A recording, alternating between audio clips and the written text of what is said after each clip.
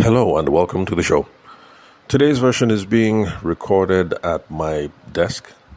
Did I say today's version? Well, today's podcast is being recorded at my desk. And the kids are home, so watching TV, running around the house. So expect to hear some interruptions in the background. Then this is a listener participation show. So I like to answer questions that you guys may have and engage in strategy sessions and business audits with some of you. So if you would like to reach out to me, the number to hit me up on is 080-6466-2140. The country code +234 for those of you who are not Nigerian. That is the number to call, to SMS, or to WhatsApp. Again, it's 080-6466-2140. Today on the podcast, I would like us to look at product knowledge and active listening. Now, the reason why I want us to look at that today is because I have a client in Benin, and that is some stuff that we're currently working with his team on. So he has a store that sells gadgets, digital gadgets, computer accessories, phone accessories, lifestyle tech things, like PS4, PS5, all those kind of cool stuff. And the ultimate goal of the business actually is to open more locations, because he has one location in Benin City and the location is doing fantastic. And when he reached out to me, he's also a listener of the podcast. That was where we're going to start the engagement. Like, okay, look, store one is doing good. I want to grow the business. So let's roll out store two.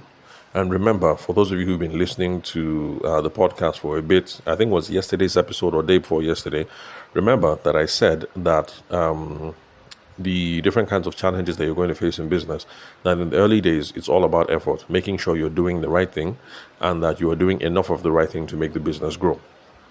Then the second stage is going to be how you can scale. That is how you can multiply your efforts. And, that's where he is, trying to open up a second location. And then after that, the problems are going to be problems of strategy. So eventually he's going to be in multiple locations, like Slot and some of these other places. And then you're now going to have to start making strategic decisions. Are we going to continue in this space? Are we going to drop some lines? Are we going to add some lines? Things like that. So I think like now Slot has become exclusively mobile phones. I remember the early days. I don't know if those were the early days, but back when I still lived in Lagos and you go to Slot, Ikeja under bridge, they seem to have pretty much. They had a lot, memory cards, phones. They also had point and shoot cameras, stuff like that. But now it's like Slot is exclusively mobile phones. So I guess maybe that's a strategic decision that they made now that they kind of are everywhere. But where am I going with this? So I remember what it is that I was trying to say. So, that is the stage where he's at now. So they're trying to replicate the efforts. They're trying to scale. So things are working in one location, and now they're trying to make it move to another location. So that is where we started our engagement. But then I pointed out something that, is good that you're trying to scale. But the thing is, when we are trying to scale a business, we need to make sure that we have SOPs in place. You management people, you like coming up with different kinds of acronyms. So SOP is just standard operating procedures. Standard operating procedures just means if we're opening a location, if we're opening store 2, people in store 2 have to do things exactly the same way as people in store 1. And people in store 10 have to do things exactly the same way as people in store 7, store 3, and store 1 for a number of reasons. First of all, it keeps the user experience consistent. Because it's somehow, and those of us who spend some time in lag, it's somehow that you go to a Mr. Biggs. That's back when Mr. Biggs was still in existence, and you go to one place and the egg buns is on point. Egg roll. I say egg buns, but my wife keeps correcting me that there's no such thing as egg buns. That is egg roll. So you go to one place and the meat pie is tight, and then you go to another location and then the meat pie, it feels as if they put a rotten potato inside. It's just somehow. So there has to be that standard operating procedures in place so that when you go to Mr. Biggs in Ilukbeju, the egg buns is on point. If you go to Mr. Biggs in Kano, the egg buns is on point. You go to Mr. Biggs in Cotonou, the egg buns will be on point, as in the same user experience everywhere. So that's part of the reasons why we need to have a SOP. for brand consistency, and also so that the customer can have a uniform experience wherever they go. It's good for business. Now, another reason why we need SOPs, especially from a sales and business development perspective, is if we have figured out the perfect way to sell here, it doesn't make sense to go to another location and start trying to reinvent the wheel. No, if we figured out the perfect way to sell, we need to make sure that we take that process that we know works and then we scale it across multiple locations. Now, of course, you will have to change some things, for, language and culture and things like that, but the selling process will essentially remain the same. Let's go back to the whole thing of Mr. Biggs. So Mr. Biggs in Ilupeju, the menu is on point, the egg buns is insane, everything, jollof rice, as in everything, on point. But the way that the person will greet you when you enter the store in Ilupeju is not the same way that the person will greet you when you enter the Mr. Biggs shop on Hadeja Road in Kano. So there will be some accommodations for culture and for language and things like that. But essentially, the selling process is going to be the same. That we want to greet customers, we want them to be polite. This is how we take an order. This is how tables are supposed to be cleaned. This is how we ask, whether they enjoyed the meal, blah, blah, blah. So, but this process will be the same. And then you make accommodations for culture, for language, and for, other things. So, even though this fellow now my client wants to roll out a second location, the first thing now is to try and figure out, look, we need to put everything down on paper. We need to come up with an SOP so that once we open the second location, things will be going exactly the same way. It will also reduce your headache if you're in this stage of business, because if store 1 is doing very good and then you open store 2, but then people are trying to reinvent everything, it will be like multiple headache for you. Like you're trying to make sure that store 1 is still on point, but then every day you're having to dash back to store 2. How are they doing? Is inventory keeping on point? How are they dealing with customers? Stuff like that. So before you scale to multiple locations, we need to make sure that the SOPs are on point, standard operating procedures. Basically, we just need something that shows everybody how is it that we do ABC and XYZ. When it comes to inventory management, how do we do it? When it comes to talking to customers, how do we do it? Now, of course, since I am not a business management expert, there are some things that I stay away from. So my engagement with him basically is just trying to figure out the sales processes that they currently run in store 1 and the same frameworks, the sales frameworks, trying to figure out what it is that is working with them, and then to try and optimize those processes, put everything down on paper so we can transfer that to location 2 when location 2 opens. And this is also a reason why I have certain people on speed dial, certain friends and certain associates, because eventually in working with a business, I run up to the limit of my expertise. So for him and for other clients who get in touch with me, at some point, once we're done with every single thing that I can do from a sales and business development perspective, I responsibly and ethically have to say, bros or madam, we have now reached the limit of what it is that I can provide for you. So right now, we need to be considering XYZ kind of professionals to move this whole thing along. Because, I know nothing about inventory management and I know nothing about general business management principles. So it is from dealing with this client of mine in Benin now that we're now having to do product knowledge and active listening. Because if we're going to open up a location in store 2, we need to come up with a system to make sure that everybody who is in store 2 knows about all the products that are there. Because for some businesses where you have to sell something, sometimes the problem starts because the person who is selling does not know jack about what it is that you're selling. Now, it's a mistake that most business owners make. Because let me give an example. If you run let me stick to what I know.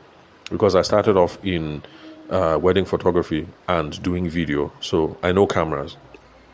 But the thing is, this is a knowledge that I have built up over time. So my first camera was a Sony Alpha 700. From there, I moved to a Sony Alpha 7. Then I got a Sony Alpha 77, and then I got a Sony Alpha 77 Mark II. So those are the cameras that I've used. I mean, before then I used some other camera systems. So the thing is, because I'm in a business and it's been a while, you can wake me up in my sleep, or if you meet me on the toilet, I can tell you this is the difference between Sony Alpha 7 and Sony Alpha 700, or the difference between the 700 and the 77 Mark II. I can tell you because, I've been doing this a long time. So for those of us who have built up this knowledge over time and we've set up this business, because it's easy to us, we forget that for our staff, it's not easy to them. For some of them, like, this is the first time they're seeing camera, that they're holding camera. So for them, it is a whole new world. They just enter the shop, and then for them, it's like, wow. They're looking at 120, they're looking at maybe 20 different products, and each product has different sub divisions. So at the end of the day, it's like they have to learn like 120 product lines. It can be overwhelming. And so we need to come up with a system for making sure that they are trained and that they know the product. That is why that is called product knowledge. Now, product knowledge is important because it is the foundation of sales. If you don't have product knowledge, you will not know what to recommend. A customer will come into the shop and say, I want to buy a camera. And you'll be looking at them like it dawns, because quite frankly, you do not know what to recommend because you know nothing about cameras. So this is why product knowledge is the foundation of sales. In fact, if you listen to Brian Tracy, I can't remember the particular book, but he said it there. I always thought they're kind of separate, and maybe in a sense they are, but they also go hand in hand. Even if there is somebody, sorry, hold on one moment. Oh, sorry, I just got a notification on my phone. I just wanted to be sure it wasn't something important. So even if there's somebody in the business who is the specialist that eventually you hand the person off, the person that the customer is going to meet when they enter the shop or when they pick up the phone, you have to know one or two things to be able to recommend something. So, product knowledge, the foundation of sales. We also need product knowledge because for those of you who sell physical stuff, troubleshooting is a part of your job. Because somebody will come and buy a camera, the person will come back and say, look, this camera that you gave me is rubbish. It's doing me like this, it's doing me like that. You have to be able to say, oh, I'm sorry, sir. Can I have a look at the camera? Let me have a look at this thing. Let's see if we can help you get sorted out real quick. You need to know what's up, whether it is that the camera has a problem, or that maybe the customer is using it incorrectly. Because sometimes it's that there's nothing wrong with the product. It's just that the guy didn't read the training manual, or maybe he wasn't a fix. He doesn't know how to activate this, activate that. But if you know something about the product that you're selling, you'll be able to take responsibility for the situation, calm the customer down, show him one or two things. In fact, even in the shop, you even be able to take one or two test photos. The person will now start feeling embarrassed, like, my brother, sorry, you know how this thing can be now. I just spent 500k on this sort of thing, blah, blah, blah. So I beg, bros, no vex. And then you laugh over it. And, you solve the problem. There's a happy customer. And, now you guys have a new level of rapport. So troubleshooting is an important part of the job for those of you who sell products. So for this, my client, if somebody comes and says, this PS5 that you sold me is rubbish because I'm trying to do this, I'm trying to do this special move. This special move is not working. XX tap down 00 is not working. Your keypad is fake. You need to be a product knowledge. You need to have some product knowledge to be able to say, oh, sorry, sir, can I have a look at the system? Okay, the video that you spoke about, the special move, can I see it? So, oh, okay. This special move something only applies on the model X something that is sold exclusively in Canada and in Dubai. But however, if you want to try and achieve this kind of special move, I recommend you try this YouTube handle instead. This influencer that does it is a Niger guy, so he shows you how you can achieve this and this and this using this keypad that you bought in store. And the person like, oh, okay. And then for some people are just too proud, so they'll just squeeze their face and they won't admit anything. They'll just carry. They won't even say thank you. They'll just go away. But the average person will be humble and say, oh, sorry, my brother, blah blah blah, and they will apologize, and you made a friend. But we need product knowledge because we engage in troubleshooting, those of us who sell physical products. And then we also need product knowledge so that we can do objection handling. Objection handling is when people come up with reasons why they don't want to go ahead with the sale. When people have concerns about not moving forward with the purchase. If you don't know shishi. If you don't know gang about what you're selling, you cannot handle objections. Somebody can come and tell you this thing is too expensive, but because you don't know anything about the product or what's going on in the market, you say, okay, yes, it's too expensive. You carry the thing back and you say bye-bye, and then the person will go. But it is only when you have some product knowledge that you'll be able to say, sorry, too expensive. Sorry, I hope you don't mind me asking, compared to what? Okay, you saw this thing in Okechukwu's store and he said he will give it to you for 850. Okay, sure, no problem. But what model was he giving you exactly? Okay, did you ask him about this, that? That is the reason why. The one he's trying to sell to you is a so model. It can only do this. It cannot achieve that. But when we were talking earlier, you were telling me that it's important for you that when you buy this equipment, you want to be able to achieve 1, 2, 3, 4. This thing that Okechukwu is selling you, I'm telling you, it will not achieve the same result. If you don't believe me, no problem. I'll take this system back. But when you go back to Okechukwu, ask him, I want to achieve X, Y, Z. This model you're selling me, can it do that? Now, you won't be able to handle that pricing objection if you do not have product knowledge. So product knowledge is absolutely foundational. It is the beginning of being good in sales. Now, you don't have to be the expert, but you need to know enough to start having some of these basic conversation with people who walk into your shop or who send you a DM. And it doesn't matter whether it's camera or whether it's PS4 or whether it's cement making equipment. It also is the same. Even if it's makeup that you do, you need to be able to have a capable conversation with a lady who walks into your store and she says that, oh, I want to buy foundation and I'm looking for something, blah, blah, blah, and I want it to have a SPV 45. If she says SPV 45, that is not the time for you to be picking up your phone to now Google what is SPV 45. At the very least, you need to know that if you hear SPV, now that is some kind of sun protection something, and then maybe the lady is preoccupied with her skin burning or something like that. You need to be able to have that kind of capable conversation that, oh, okay, you know what, I'm not sure about this particular one, whether it has SPV something, but this line over here, this line of products, these are the ones that we recommend when people are worried about sunburn, sun this, sun that. You be able to have a capable conversation. Even if it's pharmacy that you run, it's the same thing, product knowledge. So there's nobody that can escape this. You need to know product knowledge. And that is the reason why week 1 with this client of mine, we're sitting down and we're learning product knowledge. And then we're also learning active listening. That's the second thing that I mentioned. Active listening, need assessment, and then probing conversations.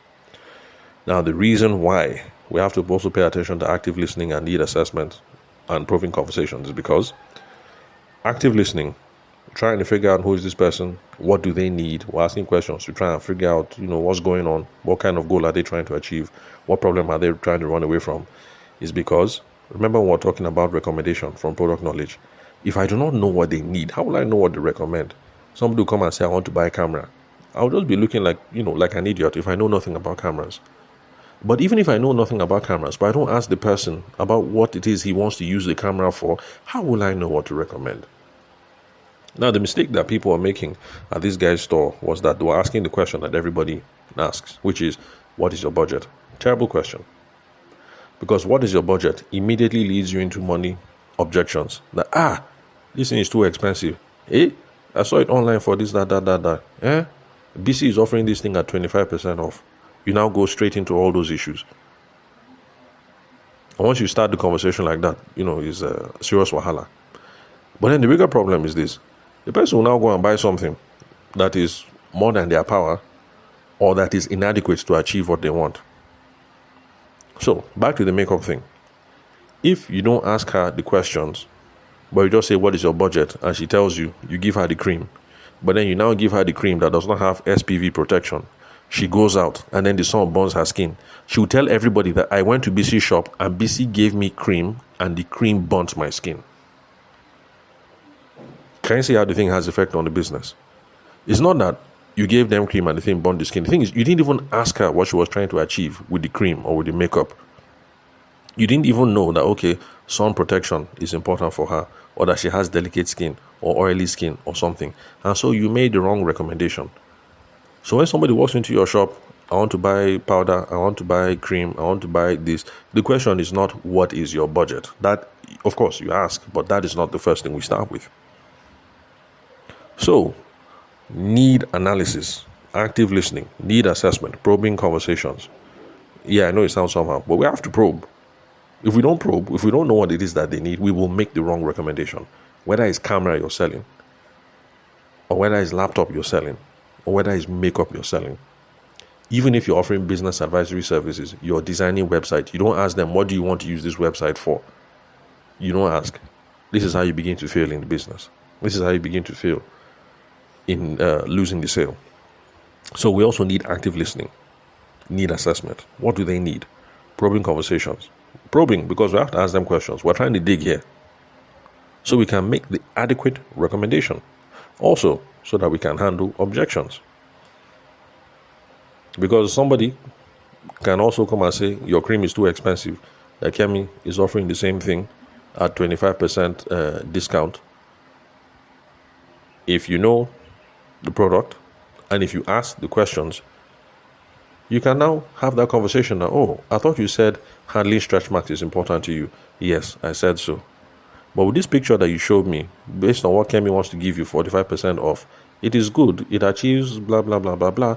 But this thing does not do anything for stretch marks because it does not have this component, this component, this component. So you see how it's easy to handle some objections, to handle some pricing things. Once we know something about the product, and once we have done active listening, need assessments, and we've had some probing conversations. So that is why, for my client in Benin, this is the beginning of where we're starting their training session for the whole team. So the example that I use now, because it was that morning now, as I was chatting with the guy, because I like to be friends with everybody that I do business with. So once in a while, messages, hey, what's up, how you doing now, how are things at the shop, that kind, just general gist. So as I was chatting with the guy now, he accidentally sent me one message. It was meant to be for a customer, but he sent me a message and was concerning Oraimo. I don't know how to pronounce his name, whether it's Oraimo or Oriamo or whatever. So Oraimo Space Buds, Pro Hybrid ANC IP54 or something. It's the Oraimo Space Buds, but all the technical specs were there. So that's what I now used to start the conversation with the sales associates, with the ladies, because his team is female. So with the ladies, that's what I used to start the conversation. And my rationale was this: if you do not know anything about the product, all of this information is a bit too much. Oraimo Space Buds, Pro Hybrid, ANC, IP54, rated protection, weather and dust protection, features, noise cancellation, wide area tap, dual device connectivity, water resistant, blah. It's a bit much. You won't be able to learn everything. So we need to come up with a method for learning products according to their categories instead of learning about specific items. Okay, maybe I'm not saying it well, but let me put it this way. Okay, let me go back to the camera example. Remember how I told you guys that I know the difference between Sony Alpha 700, Sony Alpha 7, Sony Alpha 77, and the Sony Alpha 77 Mark II, because I started off in photography, so I know all these things in my sleep. If I want somebody to now sell those kinds of cameras, this is their first time, it will be hard for them. So instead of sitting down and trying to cram the information about Sony Alpha 700, Sony Alpha 7, Sony Alpha 77, and Sony Alpha 77 Mark II, remember, that is only just for Sony. We haven't spoken about Canon, who makes cameras, Nikon, who makes cameras, Nippon. Okay, no, Nippon doesn't make cameras, they make printers. Then who again? So you can't be cramming things about models. So what you do now, especially when you're new to this, just learn about the different categories, because all those cameras are not the same. One is point and shoot. It's just for amateur, as in, anybody can just pick up and point and press and get a picture. Another one is a learner model, as in your beginning, you want to go professional, but you don't have money, but you want something that you can give you some manual control. So there's a learner model. Another one is an amateur model. As per, you're not a jambite anymore. You're very good, but you know too whole. So you don't have like 2-3 M to spend on a professional model. You only have like that kind, maybe 900K, 1.5. This model is good for you. Then there's the professional model. Like, look, I'm a professional photographer. I need something that has full manual control, that has dust protection, weather protection, so that even if I'm shooting and then rain starts to fall, at least I know that I'm covered. I can still walk small, maybe like 2 minutes before I dodge. That kind of thing. So you learn the categories first, so that when you're having conversations with people, you can now know where to make some recommendations. You learn the categories, do need analysis, and you can now start recommending down. So when somebody comes and says, I want to buy a camera, instead of asking, what is your budget? And then the person says, my budget is 4M. You now go and sell them professional camera. But then they get home, and then the options are just too much. They get confused. They never use it. Because of that, they're not happy. They think it's a waste of money. They'll never recommend anybody to your store. So it's not what is your budget, because there are times when somebody's budget is 4M, but really, after you have a conversation with the person, because the person is a jambite and a novice and a complete beginner, the ethical thing to do actually is to say, look, bros, I know you have 4M, but to be honest, if you buy this camera at 4M, this thing will overwhelm you. Just take this one. That is 1.5, simpler manual, easy to handle, this or that, basic. If you take this one, you can use this one and learn work. And, when you become a guru, you can now come back and then we'll do the 4M camera later. If the person says, no, I want to buy the 4M one, well, at least you said your piece. At least the person will know that, look, you're an ethical salesman or an ethical salesperson. It's not as if because they have 4M, you decided you collect the whole 4M. You are trying to sell them what you think they need. And people remember that. Now, look, I dealt with Okechukwu, I dealt with Kemi, I dealt with Kelechi. They didn't just try to collect all my money. They were actually trying to help me buy the one that will move my business forward, or that will move my hobby forward, or move my whatever forward.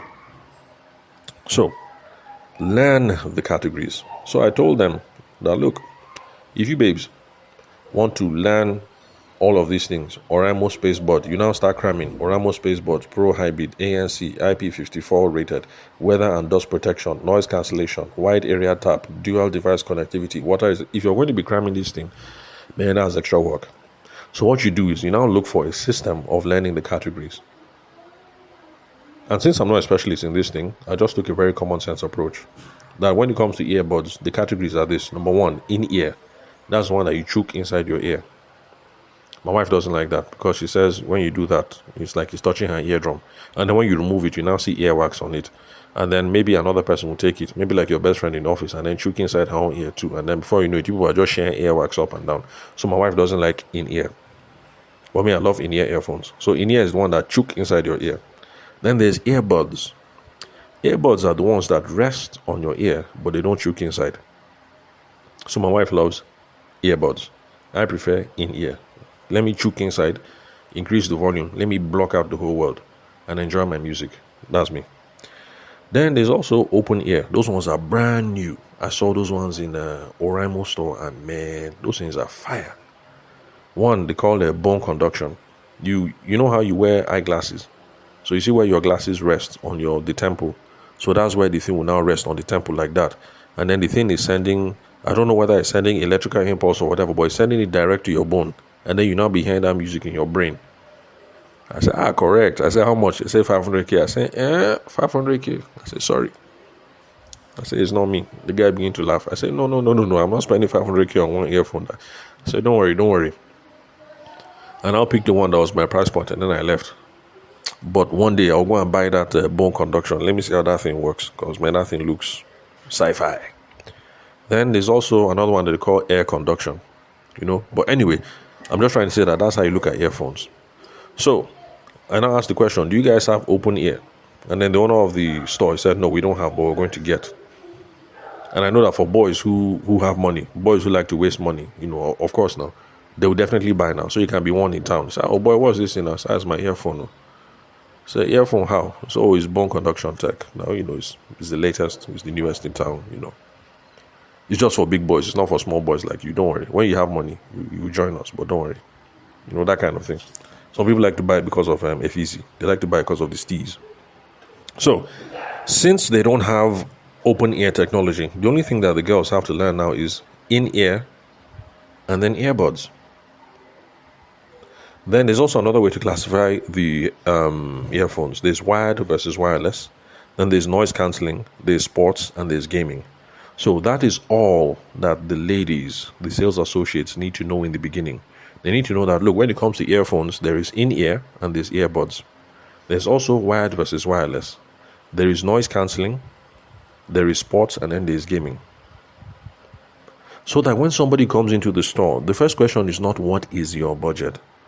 The first question will now be, what do you want to use it for? That is how you now know how to start making the right recommendations. Some people will tell you that, oh, I listen to podcasts every day when I'm stuck in traffic. When I'm stuck in traffic, you also need to probe a little bit. Oh, do you drive or you take public transportation? It's very important. Because if somebody is stuck in traffic, he's driving his own car, ethically speaking, you should not be selling him in-ear earphones that have noise cancellation. Because what that means is the guy won't be able to hear jack when he's driving. Trailer can be coming from the back and he won't know that, okay, it's time to get out of the way. And you need to have those conversations. Because somebody might say, I want to hear my podcast, give me in-ear, give me, let me block the noise. And you have to know, oh, sir, that, you drive. So to be honest, it's part of health and safety. You need to know whether trailer is coming behind you. So, sir, instead of doing in-ear, why not just do earbuds? Or why not just buy this open ear? Or better yet, even if you're taking this in-ear, at least why not buy Bluetooth something to sync to your car speakers so that you can listen that way? Then maybe when you get home, you can now chook your in-ear. You see how you can now start having fruitful conversations with people when they enter into your store and they want to buy something. But you can only have that if you have product knowledge and if you know why they need this thing. So this is the beginning. Product knowledge, and then active listening, need assessments, probing conversations. For average people, they think it's rude. But look, we are in sales. It doesn't matter what you do. You are in sales. You might think of yourself as a baker, but the day you decided to open that Instagram page and call yourself Abuja's finest baker or Lagos sexiest baker or whatever, that day you became a salesperson, and you need to be able to have probing conversations. It's not just a matter of what is your budget. It's a matter of what do you want to use the cake for? Oh, it's your son's birthday. Oh, congratulations. I have two sons as well. Mine are 6 and 14. How old is your own son? Oh, he's only 2. Yeah. Congratulations, mommy. I remember that stage. So what is the theme of your birthday party? Okay, Power Rangers. Okay, boy is his favorite color. What are the things that he likes? From all of those small conversations, you're building rapport, you're finding out about Momsy, finding out about the boy. It is then you're now going to be able to make an adequate recommendation for a cake. If you just say, what is your budget? And she says it's 30K, and then you now go and deliver her 30K cake. I mean, she won't be happy. Or, what's your budget? Oh, no, I don't do 30K cakes. The minimum that I do is 450. They walk away saying, oh, you're too expensive. But by the time you have that conversation with them and, the lady is getting a sense of, okay, the cake is going to tie in well to what my son likes, tie in well to the overall theme of the party, blah, blah, blah. And then you say, your bill is 400,000. She might say, well, okay, a little on the high side. Maybe they might try and price, but eventually you end up at maybe 350. You see, this is how it's done. You are a salesperson. The moment you decide to go into business, you are a salesperson, and that's how you handle these conversations. So, that's what I told the team. Think in terms of categories. This person that is coming inside now, I don't need to know a specific model like Oraimo Spaceboard ANC IP54. I don't need to know that, all that jazz. I just need to know in-ear, earbuds, open ear, and start the conversation. I need to be asking questions about them. What do they need it for? Is it for travel? Is it for commute? Is the person a musician? Because for musicians, because I also started learning guitar back when I was in Scotland. And sometimes you want to practice, into midnight. But, if you're playing guitar, especially electric guitar, at 1 a.m., your neighbors will be angry and all of that. In fact, your wife will be frustrated, or your husband. So there are some people who need some of these earphones because they want to block out the whole world and, practice in peace at the highest volume without disturbing anybody. You need to ask. The first question is not, what is your budget? You ask about their lifestyle. What are you going to use this thing for? Or when I go to the gym, I don't want people to disturb me, so I want a headset. But if you know something about products, you can now say, oh, headsets, sir, that might not be a good idea because with headsets, you sweat. The sweat will leak into the headphones, will damage the whole thing. Sir, you should be looking at in-ear earphones that are water resistant so that the sweat will not damage it. You now start having a fruitful conversation. Are they going to be using it for outdoor activity? Some people buy these things because they want to listen to their favorite radio show. I assumed that any headphone will help you listen to your radio show from the phone. But no, it's only the wired ones that work. So if the person is a radio user, but the person has enough money for Oraimo space buds, the person has plenty of money for a conduction headphone, you actually need to tell the person, oh, sir, you say you like this because you listen to Hembelembe every day. Sir, these headphones that you're buying, they won't allow you to listen to Hembelembe. You actually need something that has a wire that will act as the antenna to your phone. You need to tell them. Because if the person says no and they insist and they buy, at least the person can come back and shout at you tomorrow, because you can say, sir, but I told you now that if it is for radio, these headphones will not work. You need to buy the one that has cable. What else? Anyway, gamers, that was true, gaming. So you need to find out what they need it for. So think in terms of categories, and then it will make it easier for you to handle product knowledge. And for those of you who own these stores, when it comes to training your people, don't train them model to model. If you tell them today we're going to look at Oraimo space buds, tomorrow we're going to look at Oraimo solar plexus, next tomorrow we're going to look at Oraimo XZ1150, that's information overwhelm, and they won't learn it. You have had a couple of years to learn all these sorts of things, no matter your business, whether it's gadgets or solar panels or baking cake. You've had quite a while to learn. They are coming into this thing for the first time. So just think in terms of categories, and then the conversation will be easier. And so, if I had a shop that sold cameras, that is how I train my people. When somebody comes here, all you need to know about cameras is there are point and shoot models that anybody, even a baby, will take it and use it and the photo will be okay. Then there are learner models where people are trying to learn some controls. Then there are amateur models. The person is now capable, but the person wants something that gives him a little bit more creative option about the styling of photos, things like that. And then we have professional models. That is all you need to know. So first of all, find out, where is this person at in his photography career? What kind of photos are they trying to shoot? You will now know which kind of cameras to move them to. And then I will tell the person that, look at the store. All the beginner models, this is where we put them. All the amateur models, this is where we put them. All the professional models, this is where we put them. So now you don't need to worry about learning the difference between Sony Alpha 700, Sony Alpha 7, Sony Alpha 77, and Sony Alpha 77 Mark II. You just need to figure out where are they at and where are we going to start steering them. We'll start narrowing down the conversation small, and then it will make it easier to close the sale. So that is what I wanted to share with you guys today, because some stuff that some of you guys need to know. Some of you have sales teams and people are struggling. You don't know that the reason why your sales team is suffering is because they don't have product knowledge. Also, because they are not doing need analysis and they're not doing active listening. So because of that, somebody comes to the store and their first question is, what is your budget? And you're angry that they're not closing sales. And you're spending 500K every month on Google ads or whatever. And you can see, because you have the camera and you have the counter, that every single day, like 100 people are entering the shop, but only one person is buying out of 100, and you're frustrated. These are some of the reasons why. And these are the things that you should be paying attention to. So my assignment to the ladies was, based on their selling experience, because some of them had sold some stuff in the store. I told one of them, okay, since you've been selling lots of power banks, come up with a system. Let us see what are the different kinds of how would you categorize power banks. Come back and tell me. Another one had lots of experience selling chargers. So okay, for you, how can we break down the different categories of chargers? And then for someone else was laptops. So let's break it down. What are the different categories of laptops?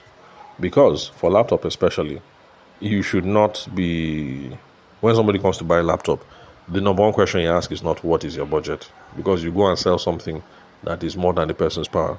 I know lots of people who have bought these laptops that fold into tablets, or that you can detach the screen. But then at the end of the day, they regret it. They bought it because it is cool, but they don't really use it.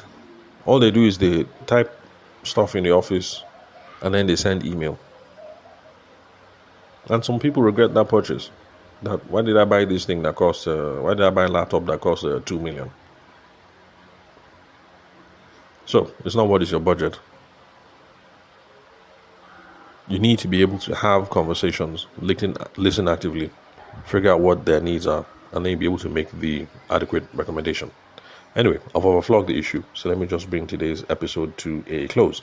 If I have any more conversations with this particular client of mine as I'm training his sales team, or as I'm training any other sales team, of course, I'll come and share with you guys so that we can all share in the goodness. Now, remember that this is a listener participation show. So you can reach out to me after you're done listening to this episode.